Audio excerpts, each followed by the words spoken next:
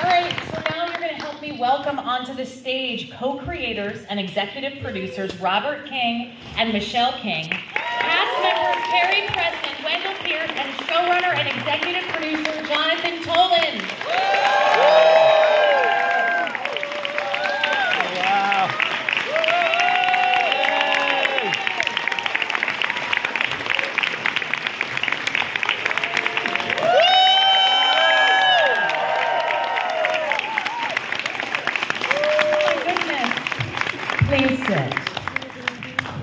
That was such a fun episode. That choice to always have your opera cigarette holder in every scene. I mean, you know, Elsbeth likes a prop. Oh, you know, and so does Carrie Preston.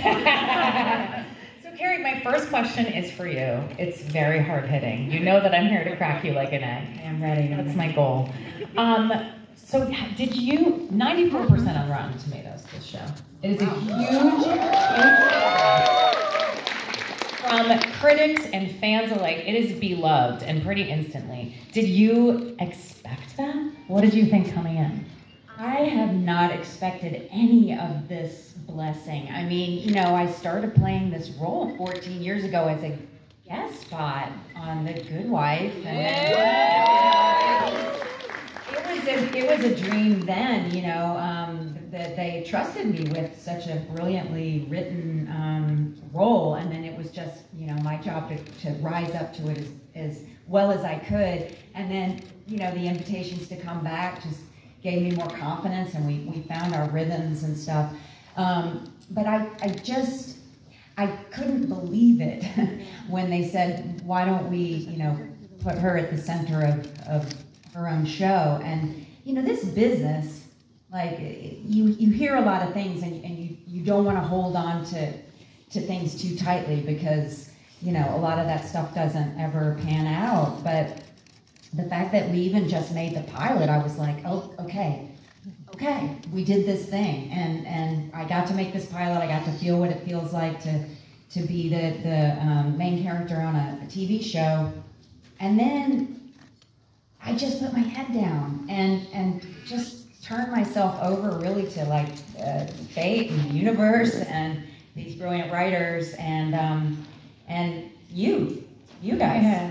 And the fact that you received it and they wrote it so brilliantly, and John took the baton that Robert and Michelle passed to him and assembled an incredible room, and it just became its thing, and I just marvel at it every day. Sure.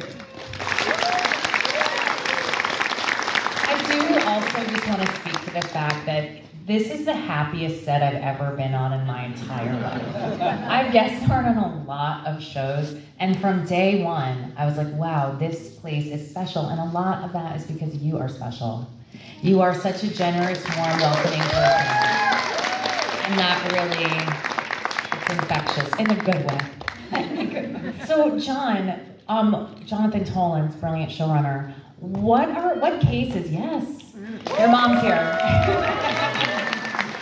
What cases are you looking forward to delving into this season? You know, we started the year with a boot camp of, our writers' room meets virtually because we have 3 writers in California, and but we brought them east, and we did 2 weeks in person where we basically came up with, I think, 36 ideas, 36 episode ideas, and then we kept narrowing it down to the 20 that we think we're doing. You know, I don't have favorites. Well, certainly the episode that premiered Thursday, which took place at the opera, where Nathan Lane killed someone for letting his cell phone go off. I mean, honestly, fair. People on the set said it was our first justifiable homicide. That was very special. The ghosts did not like that. They're like, no homicide is justified. That was very special to me because I'm an opera fanatic, and I got to use my own knowledge about the opera and stuff, and to work with Nathan Lane, which was a dream, but not my whole life. So that was good, but we have, you know, it's also just about the incredible actors we have coming on. You know, there are some that I can't wait for you to see that I can't talk about. But there are, you know, one of the other things that we're doing is as the show has grown and as we have more and episodes, we have the ability to bring back characters that we've established. If you saw the premiere, Dr. Yablonsky, played by Daniel Davis, who was a plastic surgeon witness in season 1, and we thought, well, he might have a subscription to the opera. And Danny Davis was Niles on the nanny, so you may know from that. But this year we have an episode that takes place in a very fancy restaurant that caters to CEOs and supermodels. And so who would Elsbeth go to the restaurant with, but the only supermodel she's friends with?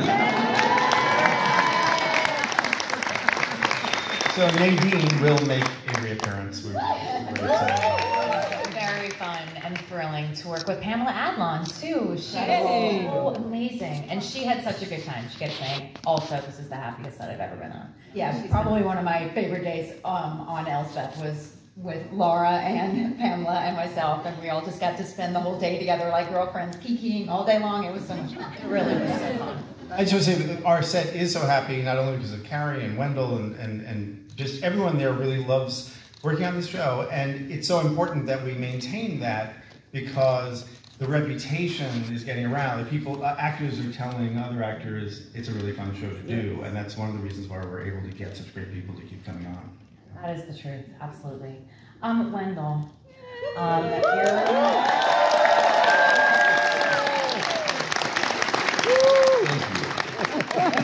are a legend. You are incredible. You do everything. You do theater, feature films. What is it about Elsbeth that brought you to the small screen and keeps you here? Carrie Preston. I was saying earlier today, Carrie Preston has created this character of Elsbeth, which will go down and join this fraternal order of wonderful, creative, intelligent sleuths like Columbo. A friend of mine called and who had just seen the show and said, I love Agatha Christie.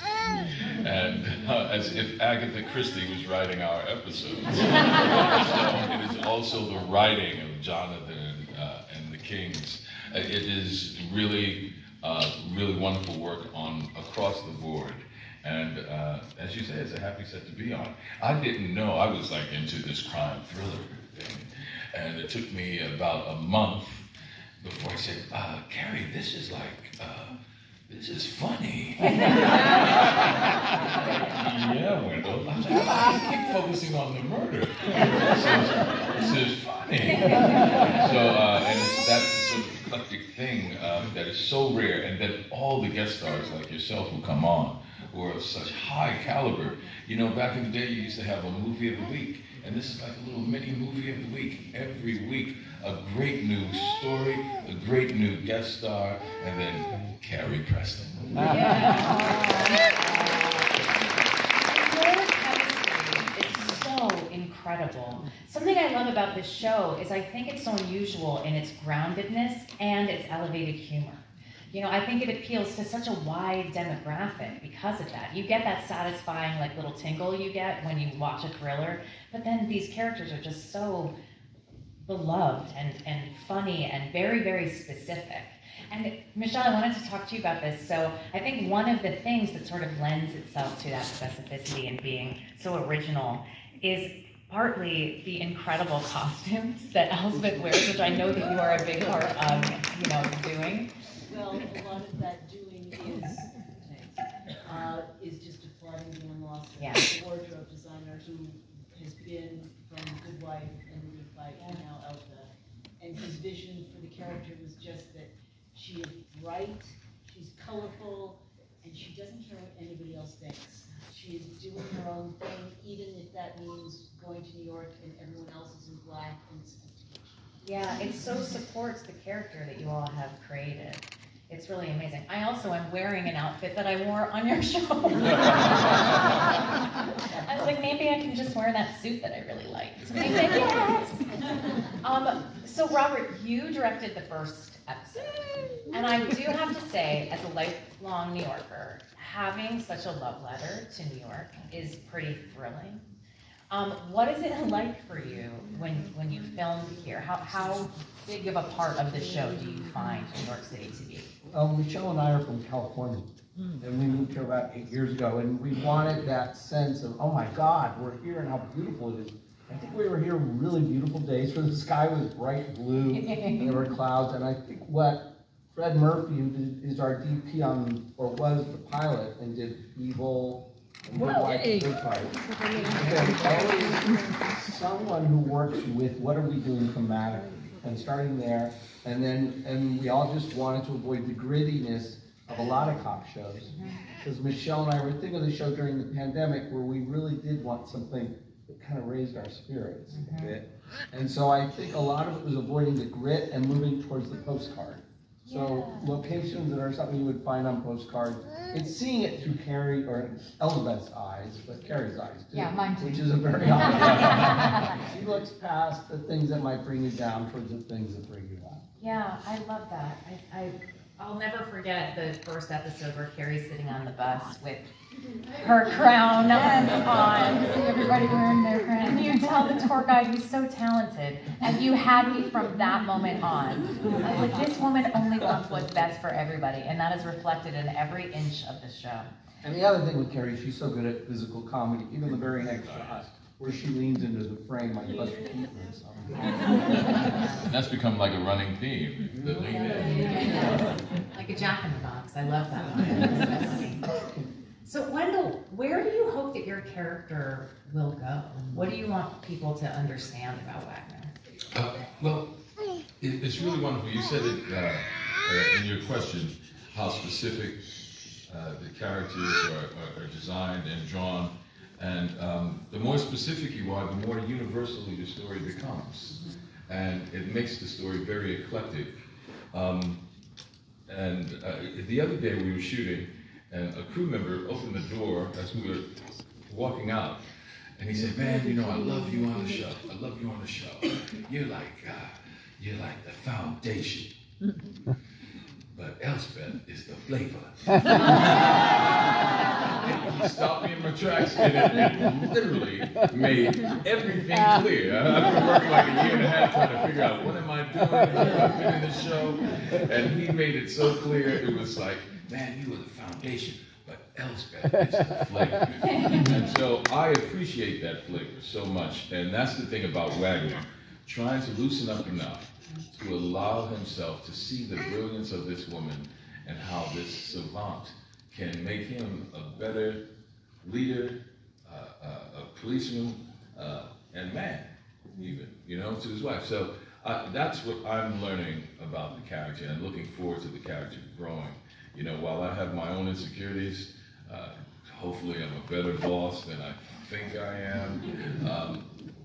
But she's teaching me so much, and he's going to loosen up enough to allow himself to learn from one of the most brilliant minds that he's ever encountered, and that's Elsbeth. Yeah. I love that scene with you and your wife just now that we got to see. I love that peek into your personal life and the tenderness and understanding. Me too, especially with Gloria Rubin. Yeah. She's so grounded to me. Yeah, it was such a beautiful scene. I love that so much. So Carrie, the guest stars in this show have obviously been very exciting. You know, as Jonathan mentioned, you had Nathan Lane, and then this season you can have Vanessa Williams and Pamela Adlon.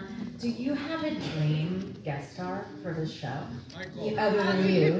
Yeah, other than, no, obviously, that was a rhetorical question. But other than me. Yeah, it's been such a, you know, blessing to have so many great people to play with, and you know, we're finishing episode 8 tomorrow. We start episode 9 the next day. So there are some guest stars that we've already worked with that we haven't been able to talk to, you know, you guys about because, you know, they're waiting to make announcements and stuff. So I actually have already worked with my dream guest star. Yeah, you guys just haven't. Yeah.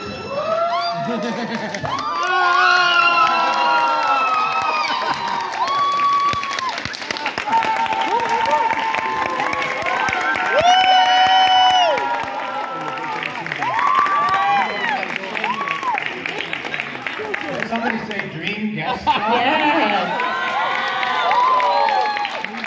Here's my dream boat guest star.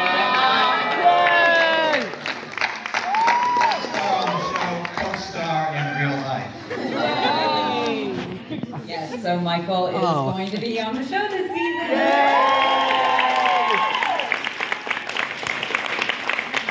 I play her love interest.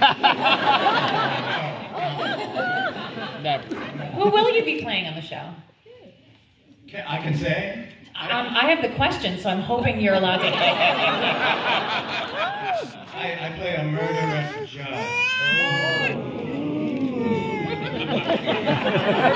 Really a bad job. Change of pace for me. What's it like to work with your beautiful wife? It's great. It's strange though too. I have to say, because you have to. I have to set aside somehow on the day the fact that I even know her and treat her as a fictional character. So it's a little hard to just sort of hang around and be casual during the day because she has to be Elsbeth for all those scenes. Like we have some terrific scenes. Yeah, we had a really good time together. But it's funny, Robert and Michelle were asking, you know, did you and Michael talk a lot about the episode or the scenes or anything? And I said, no, we really didn't. Like, the most we did was we ran a few lines together, you know, right before we were going to do it, because, I mean, he's one of the most brilliant actors ever. And so, you know, I just want to show up and be as fully prepared as I can to work with this genius that I happen to be married to, you know? We kind of clock in and out like Wile E. Coyote and Oh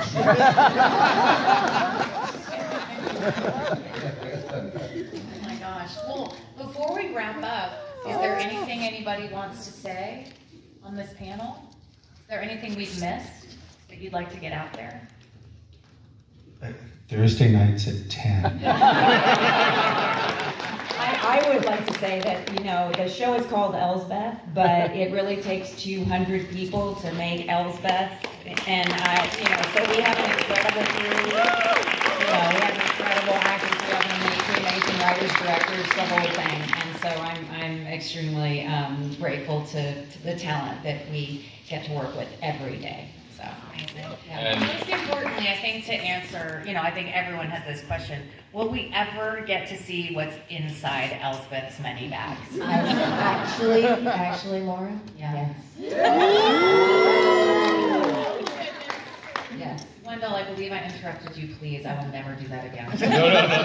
I just want to say, I really appreciate what Carrie just said, but the show is called Elsbeth, and she has created something, a character that is award-winning, and it is so special, and it is like going to work with Carol Burnett and Meryl Streep every day.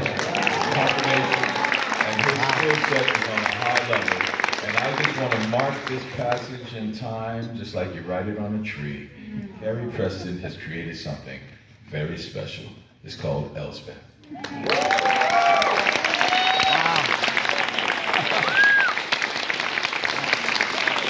don't think anyone should ever say anything after that.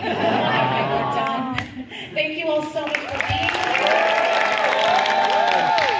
Watch the show Thursday on CBS.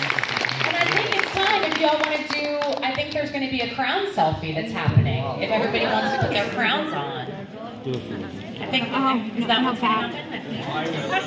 There you go.